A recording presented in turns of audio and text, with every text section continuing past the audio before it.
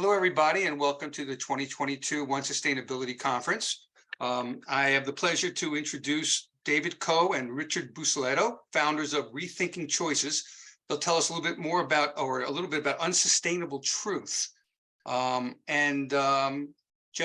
welcome. We look forward to hearing this, and then in the back end, I will jump back in. And thank you. Thank you for being here. Thank you for having us. Thank you very much. I think it's a really great pleasure. Thank you for the invitation and the opportunity. And we really just want to start with, the unsustainable truth, which seems peculiar and odd. I mean, if it's true, how can it be unsustainable? Richard, do you want to take it on from there? Absolutely. The truth is unsustainable when we are not reducing our use of oil, coal, and gas. Because what is happening here is that we're actually involved in an incredibly high stake winner takes all game against climate change. And we have brought on the best players we have for an offensive game: renewables, impact investing, even tree planting. But we are being let down by our defense. Governments have had carbon pricing, emission targets, and international agreements in place for decades, all attempting to keep climate change at bay. But they have all failed to reduce our use of oil, gas, and coal. This has left us wide open to climate change, and climate change keeps scoring against us. The points we are conceding are putting us further and further behind. We need to impose restrictions on oil, gas, and coal fast enough so that we can hold back climate change and give ourselves a better chance. And that's right. It's definitely a very difficult situation. I mean, I think that Richard and we come from 30 years of investment experience. Richard actually, by some amazing counting kind of between decades and when he was born, would actually say he qualifies for 5 decades of investment experience. But over this time, we have figured out that actually you can just take over companies. And we've seen movies made about taking over companies, and quite exciting ones too. And the whole point is, when you do that, you become the owner, you become responsible, and you become able to implement the kind of things that you really wish that was being done. And that is what our transformational ownership solution is about. It is about using the capital markets so that we can restrict the production of oil, gas, and coal, and put us back in this game, this high stake winner takes all game against climate change. And it's worth remembering what we're actually playing for. Because what we are playing for is our ability to keep making money, to keep living a good life, and for our children to have to be able to aspire to a better future. And when you think about it like that, and that's really the only way to think about climate change. And you kind of have to think back, well, what happens if you don't hold back oil, gas, and coal? And what are the consequences of that? After all, we need oil, gas, and coal in order to bring about all the, kind of the forward play, the advanced play that Richard was talking about, the wind turbines. We need oil, gas, and coal to keep building them. Even impact investing needs energy, and 82% of our energy comes from oil, gas, and coal. And as for planting trees, well, just think about getting the saplings out to the place where you need to plant it. You're going to drive a car somewhere, or a truck, or whatever it is, and for quite a long time, you're going to still need to depend on that. But my first job in finance taught me really hard lessons about what happens when you take for granted the things that help you make money. And what happens is it blows up in your face really badly. And in 1994, I was a university lecturer in physics at the University of Oxford. And my girlfriend at the time, who's now my wife, had to go to Tokyo to work. And we couldn't afford, the phone bills, right, calling each other. And so I had to look for a new job, and this hedge fund invited me to join them. It turned out that it was a dream team of hedge funds, and we made really amazing returns until 1998. And we made those returns because of our ability to borrow. That's what we took for granted. And what happened was we borrowed so much, we actually broke the whole lending capacity of the financial markets. and the Fed had to step in. And out of the detritus, we started a new fund, and we grew it 10 times in 10 years. And I was invited as a partner right at the beginning. And by 2007, I was seeing all the signs of the same movie being played again. And I didn't need to stay to watch the ending because I knew what was going to happen. And I sidestepped it and stepped out. And I was right, because the financial innovations that helped the world to grow, we took it for granted that it could carry on and carry on and carry on, except that in 2008, it all burst. And this time it took the collective power of all the central banks and governments to rescue our jobs, livelihoods, and our savings. And in 2017, Richard and I met, and we started looking into sustainable investing. Now, the thing is, every form of investment needs resources and energy. And we are essentially borrowing from oil, gas, and coal to make it happen. And what we saw really worried us because of that, because we're just taking it for granted that we'll always have that energy coming along. And we're presuming somehow that there will be some transition so that it's not oil, gas, and coal, but that is just not happening. And this time, there isn't anyone big enough to rescue us. Indeed. So me, on the other hand, as the accent will tell you, started my life and career in Stockholm in 1990. I came straight out of university and I always wanted to become a portfolio manager and trader. So I went straight into portfolio management at 22. The last 25 years I've been in London via Brussels. I ended up there, but I started my very first job in a small family-owned firm in Stockholm. And it was very clear whose money it was you were using. It wasn't someone else's money. And my boss was handpicked by the family to look after the money and the firm. And he would ask me at the end of every day, what is the worst thing that can happen to your portfolio? How much would that hurt you? i.e., how much money would you lose? And what he would then do is double it. And he told me, if you survive that and you can stay in the game, then you are always going to be able to go on and make money. So I asked him, what is the worst thing that can happen to your portfolio? And he said, it would probably have to be a jumbo jet crashing into one of the nuclear power plants. If it's the one outside Stockholm, we have to find out what happens when you shut down a city that size. And this whole focus and emphasis on risk really came in good stead in 1992, when Sweden had to defend its currency during what was then called the ERM crisis. Sweden had already hiked interest rates to 125%. And you can all imagine what that means to your mortgage today when we're debating hikes from 2 to 3 or 3 to 4 from the major central banks.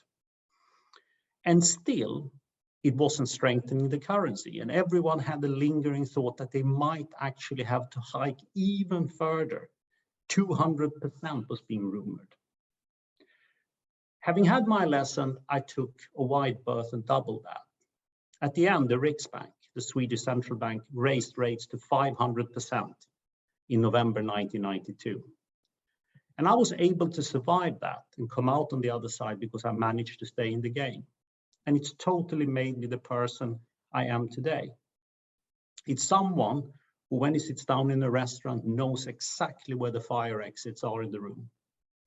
When I step onto a plane, I check out who is sitting between me and the emergency exits.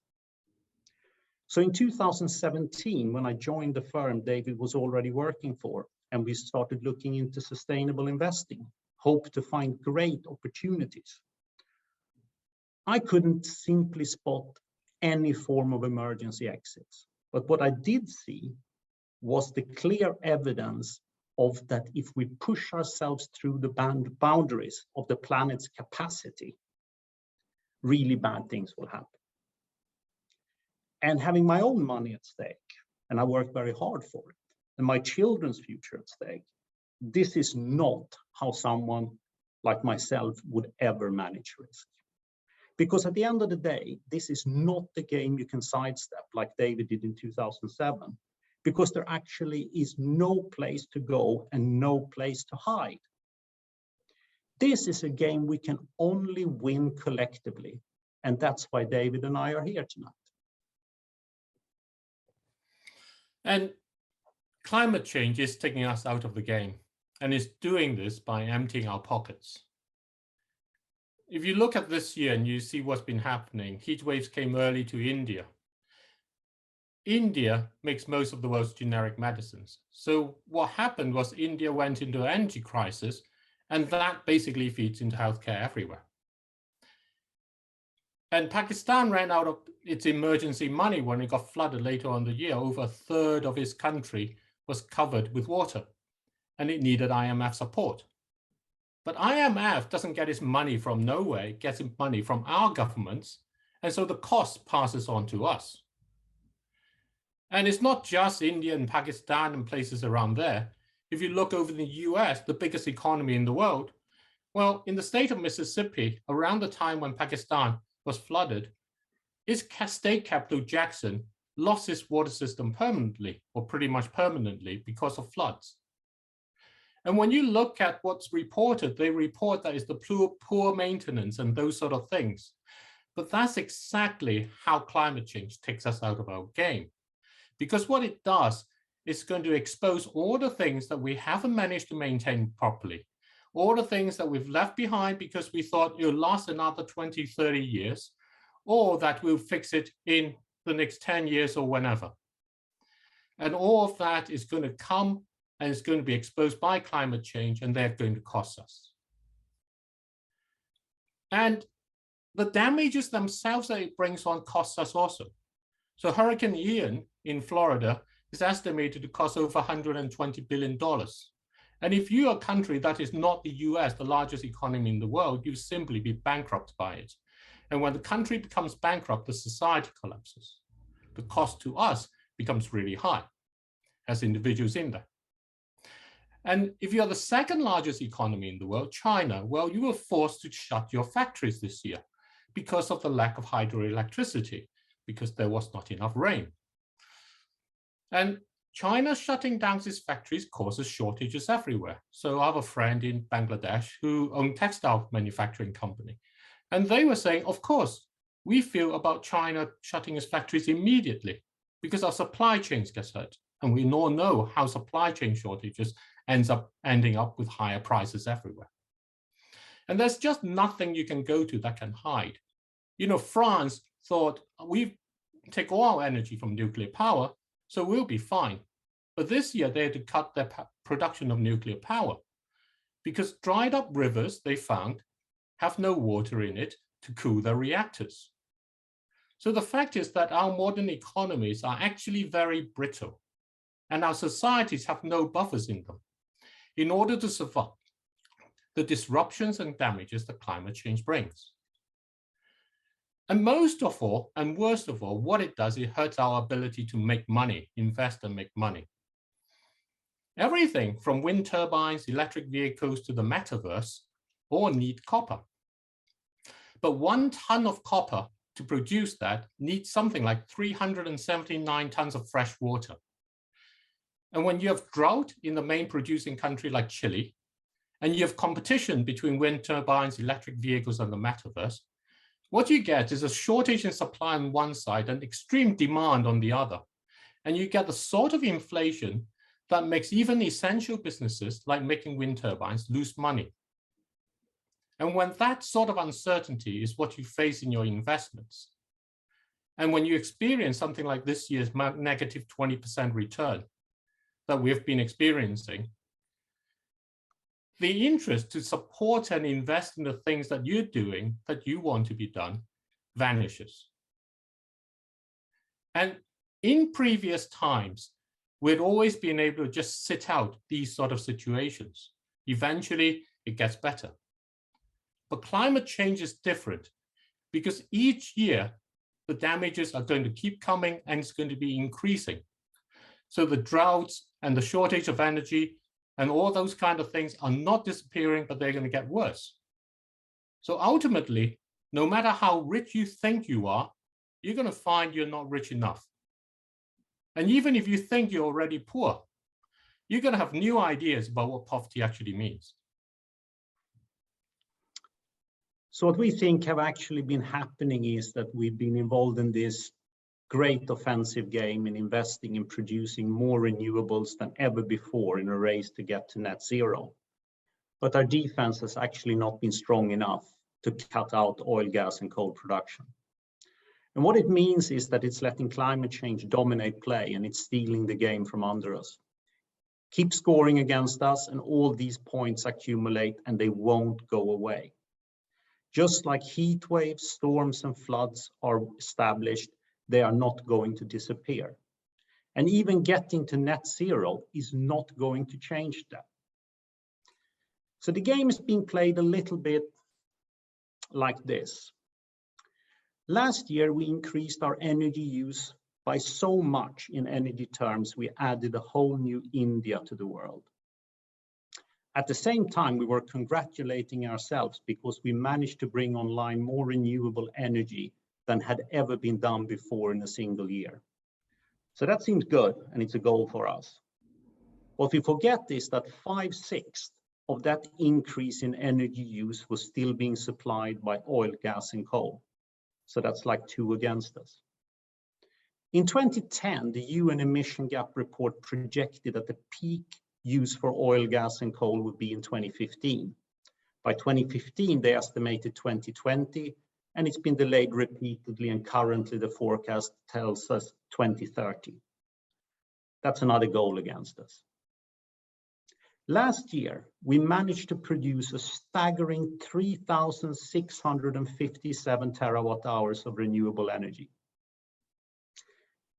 That's more than double, or 2,000 terawatt hours more than we produced in 2015 when we signed the Paris Agreement.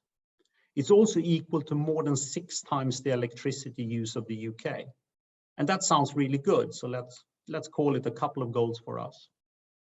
But, and it's a very big but, in the meantime, our use of oil, gas, and coal has increased over this time frame by 3 times more than what we did in renewables, which is at least 3 goals against us.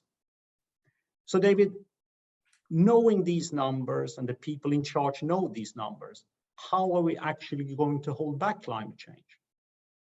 Well, it's a real conundrum, and it's a real issue, because when we talk to individuals, and we've spoken with many individuals, no one believes they have any power to do that. What they think is, when they turn the heating down, someone else is going to just use up the gas that they save. Or, if they don't drive, someone else is going to be driving somewhere else in it, and so on. And when we talk to businesses too, they all have very valiantly kind of put forward their approaches towards net zero. But when you really push them, they're not entirely sure how that total use is ever going to be controlled. Because while they make their savings, what they see is that a new business starts somewhere else, and there's going to carry on and increasing that total. And it's the total that really matters. So they always say, well, it's governments, governments need to sort this out. And governments have made, the agreements, Paris agreements, and they've had net zero pledges. They've put in kind of regulations and pricing and all sorts of things. And they know where they want us to be. But 82% of our energy globally comes from oil, gas, and coal. And we're basically addicted to it. And so that game plan to try and wean us off just simply cannot work at the pace we need them to be working, which leaves us with what we alluded to earlier about transformational ownership as the only play left in the playbook. So how does transformational ownership work?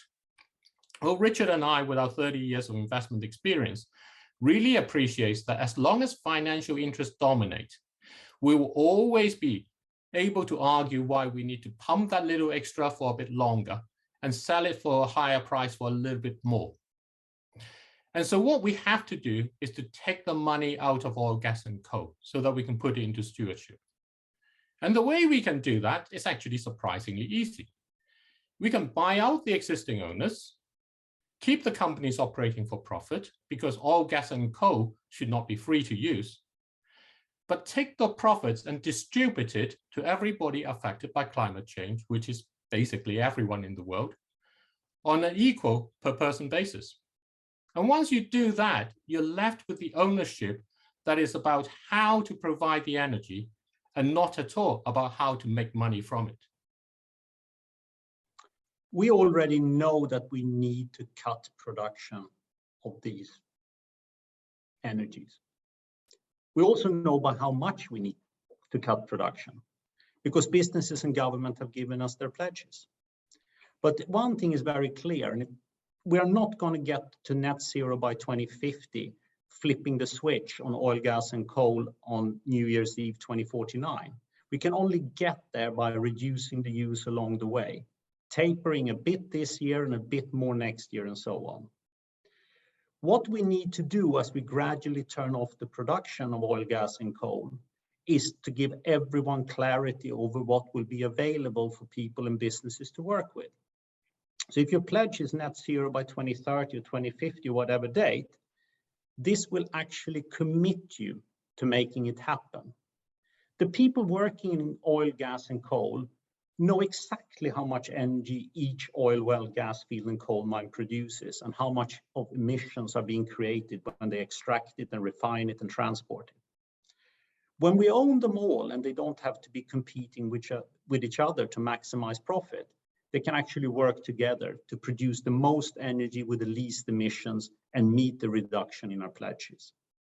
When it comes to the money to buy up the companies, everything we spend money on requires energy. And like we said, 82% of all the energy used in the world comes from oil, gas, and coal. So it makes sense to take a fraction of all that money we spend and pay it as a fee to maintain the planet. David, tell us how it will work in practice as well. So people, everybody around the world, call on the businesses they use to say, we pay you money. We want you to contribute a fraction of this money as a fee to maintain the planet.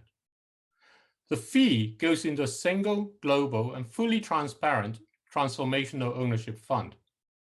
The fund uses the money to buy up the oil, gas, and coal companies and commit the companies to reducing production and distributes all the profit to people directly everywhere and on an equal and per person basis. That's all it needs to do. Because when the businesses and their suppliers and customers start using transformational ownership supplied oil, gas, and coal, what we immediately create is a new ecosystem for businesses that's committed to innovating and growing within the important constraints of reducing oil, gas, and coal. And this new ecosystem, which is built around reducing oil, gas, and coal, will create genuine innovations that will last. And this will give us the greatest investment opportunities we would have seen for generations. And we call this innovating inside the box. So when this ecosystem contains enough companies to provide us with the things we need, like transportation, food, and even laptops, we can boycott those businesses which want to stay outside of it. And we can call on governments to levy them on their revenues. Because what they will be doing, as they are producing oil, gas, and coal without constraints, or using the oil, gas, and coal that are produced by people without constraints, is harming ourselves and our planet. And this allows a virtuous circle to be built around an ecosystem that reduces oil, gas, and coal, drawing people and businesses together who come in voluntarily, and those outside will have to face the prospect of being sued for deliberately harming the rest of us and the planet. And owners of oil, gas, and coal companies have the option. Their option is to sell to transformation ownership or face the uncertainties of boycotts, levies, and legal actions, potentially even from their own children and grandchildren.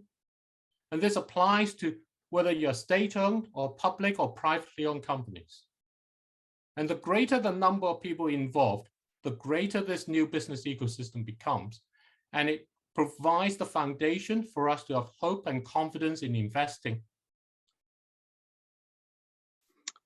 This is the game with incredibly high stakes. There will only be one winner, as usual in a winner-take-all game. We're playing it against climate change, and we simply need to win it, because otherwise climate change is going to bankrupt us. We want you to support transformational ownership and start imagining the opportunities of being part of 1 billion people supporting transformational ownership and being part of $1 trillion pledged towards it. Please invite us to speak in front of your network, in your organizations and your communities. Connect us with people everywhere and at every level. So we are rethinking choices, and Richard and I, we're doing this because we genuinely see hard times ahead. But we believe transformational ownership will give us and our children the ability to keep making money, live a good life, and the chance to aspire to a better future. So check out our website, rethinkingchoices.com, and do read our book. It's called The Unsustainable Truth as well. Thank you very much. Well, thank you. It's certainly not a little idea. It's one of the largest ideas I've heard in a long time. And I just wonder, before we say goodbye, have you talked to leaders at major energy companies to get their sense of who might be willing to be one of the first companies willing to go with this idea? We have talked to insiders in energy companies and insiders in other businesses and so on. And the essence of this and the way it needs to work is that it has to provide a sufficient ecosystem so that we are all part of it and that we do not feel alone.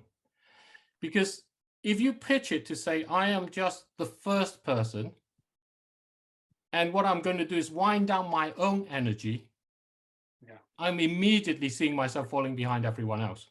Right. So it works by gathering the billion and the trillion that we mentioned, so that we do not feel alone. In fact, everyone else now feels threatened by us being here. Right. Right. And so it's very much one of these things that the awareness that we can actually have control back is what we need to generate. And we will create the best business opportunities the world has seen for decades. Yeah. All the best inventions always come when they are heavily constrained. Yeah.